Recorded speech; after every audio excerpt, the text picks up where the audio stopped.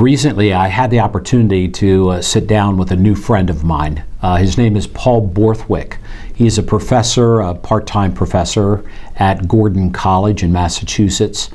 He has been a pastor for decades.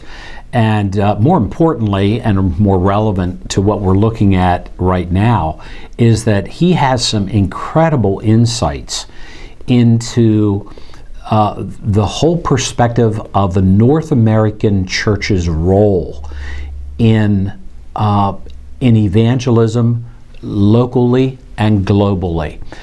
Paul wrote a book recently called Western Christians in Global Mission. I would strongly encourage you to pick it up. It's a great read. He's a prolific author, and he writes in such a way that is so challenging. So I hope you enjoy the opportunity to listen in on the things that Paul and I talked about that day. We talk about missions. Many times we refer to Acts 1:8 and talking about taking the gospel, the good news, around the world, and of course that concentric impact of Jerusalem, Judea, Samaria, and the uttermost parts of the world. There seems to be some balance suggested in those verses. Now, we don't have time to talk about all of those different dimensions, but we will do so in some of the other opportunities that we have to film with some other guests. But primarily today, we want to talk about something that intrigued me in your book, and you referenced it in the introduction to the first part of your book. And I'd just like to read the one-sentence quote that caught my attention. Migrations of people, both by immigration and by international study, may arguably be the greatest hope for the church of the secularized postmodern world. And it's not too far along in the first chapter that you begin to detail your thinking on the term and your description of it in terms of the Great Migration. So, Paul, would you take a few minutes and just unpack for us what you mean by that term and explain what is this great migration that you're referencing? Well, according to some statisticians, somewhere in the neighborhood of 700 million people are now living outside of the country of their birth. And as a result, they are moving, and many of them are moving from the so-called majority world, Africa, Asia, Latin America, to the Western world, United States being a large recipient of these folks. So I use the term, it's used in different ways, but I'm using the term as the migrations of peoples who oftentimes are coming from Christian contexts into our secular West. So they're coming, the largest church in London is pastored by a Nigerian. The largest church in Europe is pastored by an African. The largest church in New York City, or one of the 5 largest, is pastored by someone whose point of origin was a majority world country. So it's really to get thinking about the fact of that we're not just trying to reach our own country alone, but God is bringing missionaries to us to help us, and there's the global part of it. You know, there's a Nigerian denomination that has actually planted 500 churches in America. And I asked a Nigerian missionary one time, I said, "Why have you come to America?" He said, "We've seen your movies. We know that your country needs missionaries." And we forget the fact that the Great Commission is upon all churches in all cultures. So I'm somebody else's ends of the earth. And so that's the way I'm using it. Now, I also refer later on in the same section to the fact that some of the great global challenges that churches are facing are not just the Christian immigrants or the Christian international students, but international students and immigrant peoples who might be unreachable in their own countries, but they're coming here for refuge. In the case of Somalians, I mean, no Western missionary is really going to go for any long time to the actual Somaliland area, but you can reach them if you reach out to Somalis in Washington, D.C. or Minneapolis.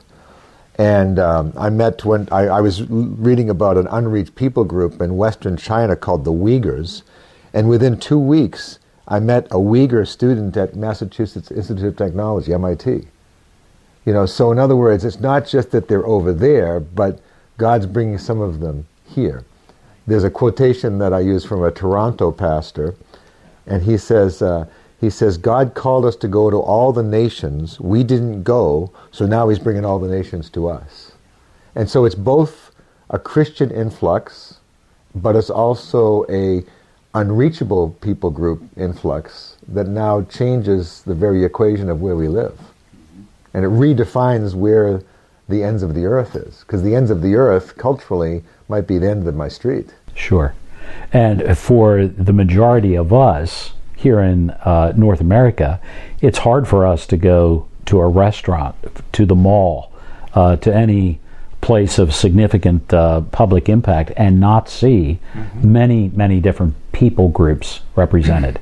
But let's get a little bit more specific. Okay, so assuming everything that you've said is accurate, and we believe that it is, what's the trickle-down impact of that for the church in North America? Now we have all of these people from around the globe who are coming to the U.S. What does that mean for us in local church ministry? So right now we want to focus on the local side of global. What's it mean to the North American church?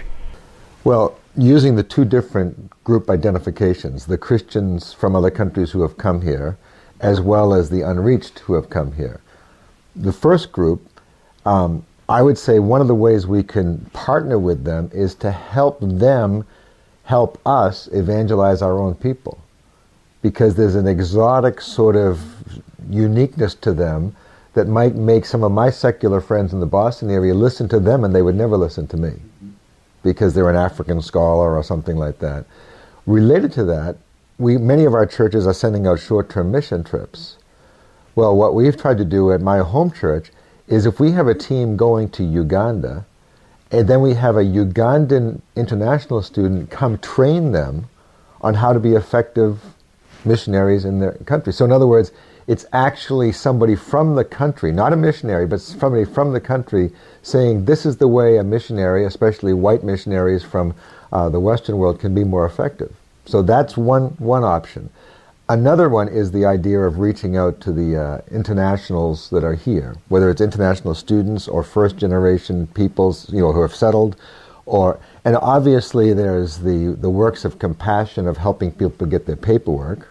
That's one ministry that I think a church mission committee should be thinking about, is how to help people who are not yet documented if they want to become American citizens. Okay.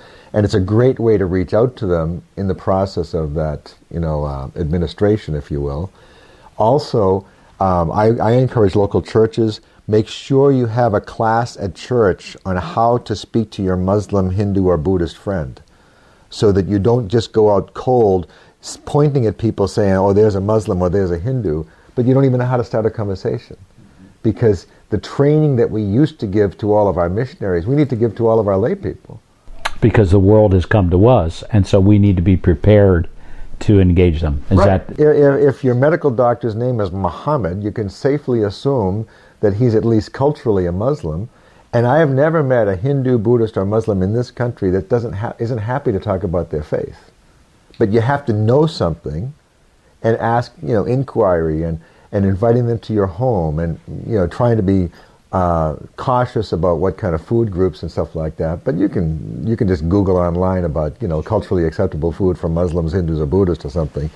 But I think that one of the challenges for American churches is these people might be in our communities, but we need to cross a cultural line to build a friendship. I was at a church in the middle part of the United States, and we went to this restaurant with the missions committee. And while we're sitting there, it was a restaurant like a Panera's, if you know what I mean by that. And while we're sitting there, there's a woman behind the counter with a head covering on, And the mission committee says to me, she's a Muslim.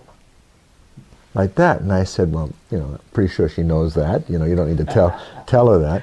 And I said, where's she from? They said, we don't know. I said, well, what country is she coming from? Don't know. Is she, Sunni or Shiite? Is her father a professor? Why is she in the area? Don't know. They went there every week, and this is the mission committee. Yeah. Went there every week for lunch after church. Had never started a conversation with her. And as soon as we're done, they're worried because they're out in the parking lot looking for the guest speaker.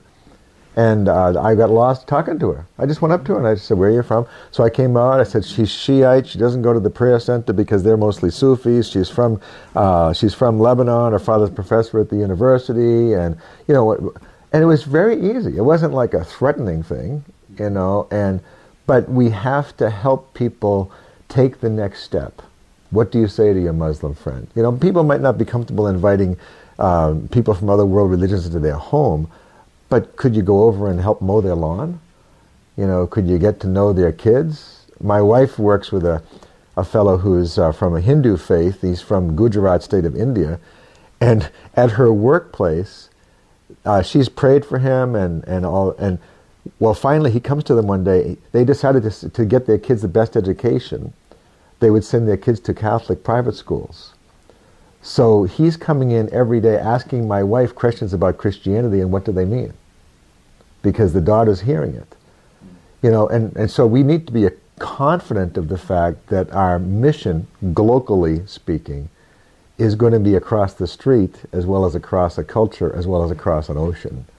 And I think don't make it into a either-or proposition. Make it into both and. So I think I also hear you saying this is not really a program that we can start in our church. It's a mindset that we have to help to cultivate with our people. We hope that through the course of these MOOCs or these massive open online courses, that there will be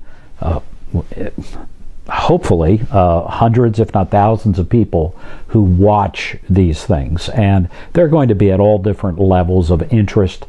But maybe off the top of your head, could you give us a couple of simple 1, 2, 3 things that a church could take as baby steps to begin to start? You already mentioned this idea of let's start to help people understand about other world religions and what they believe, the importance of starting to build relationships very naturally with people in the workplace or friends or in their neighborhood.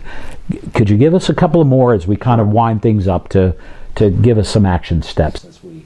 Well, the first and most basic would be research who is in your area. Go to the town hall or the city hall and find a census out. And, just even looking at names sometime, or just asking, the town manager or the mayor, what's the diversity in our own community? Because many times the new ethnic communities, ethnic minority communities, stay sort of separate to each other. So you may have, one person says, we don't have unity and diversity. What we have is mosaic. We have many colors, but there's gray cement in between all of us. And you need to learn how to cross that line. But, research who's there, number one. Do some study about world religions. Learn something about the governments of where these people have come from. Because if somebody is here from the Sudan, they probably have a much different story than somebody who might be coming from, say, Southeast Asia. And research that. Start small. Go to a Thai restaurant. I guarantee you there's probably Buddhists who are running it. Go to an Indian restaurant. Go to a Middle Eastern restaurant. Start the conversations with people. My wife and I will go to these restaurants, but we'll go towards the end of lunchtime so that there's very few customers. And then we just start a conversation with the people waiting on us.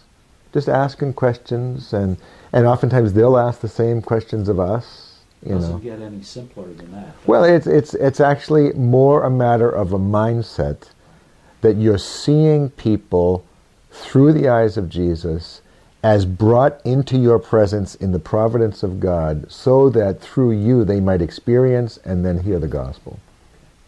So what you're saying, if I can summarize it in my own words, is I hear you saying that this great migration really ought to be viewed as a gift to the North American church, and we would be foolish not to take advantage of these opportunities that God is bringing right to our doorstep. We don't have to get a passport. We don't have to get a visa.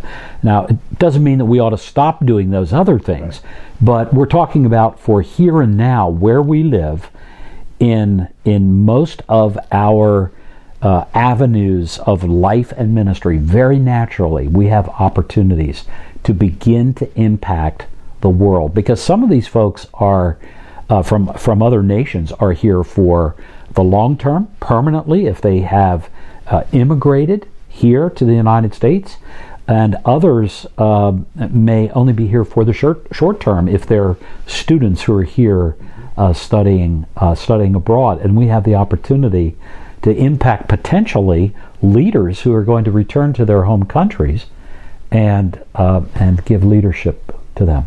And so God is bringing, truly, like your pastor friend said, the nations to our door.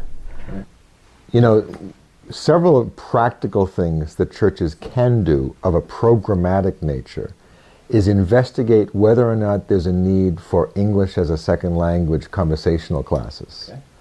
Because even with international students, the student usually is fairly fluent in English, but the spouse sits at home all day, doesn't speak English. So that's a practical thing. Also, connecting with a university or with a ministry like International Students Incorporated can give a church an opportunity to welcome international students and teach them how to shop at the supermarket. Teach them, where they find this, that, or the other thing. Teach them how to go through the rigors of just American lifestyle, which will be quite foreign to many of them, despite the orientation that schools will give for them. Even inviting them into their homes and things like that, because these the international students are very eager to learn about American culture. Right. And because they're coming into our world, in a sense, you have home field advantage. You're not the one who's the foreigner, they are, and you need to work with them to try to help them feel as much at home as possible.